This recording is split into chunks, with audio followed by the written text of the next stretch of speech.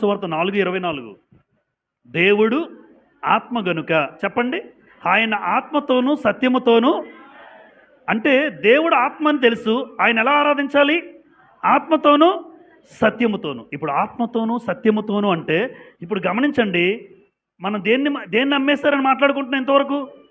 సత్యమును నమ్మివేశావా అన్నాడు. ఇప్పుడు ఆరాధించే క్రమంలో దేవుని ఆత్మతోనూ సత్యముతోనూ ఆరాధించాలి. ఇప్పుడు నీలో సత్యం లేకపోతే, నీలో వాక్యం లేకపోతే, ఆ సత్య ప్రకారం నువ్వు ఆరాధించకపోతే, అక్కడ రాశాను చూడండి, నీలో సత్యము లేకుండా నీ ఆరాధన దేవునికి అంగీకారమా అని రాశాను.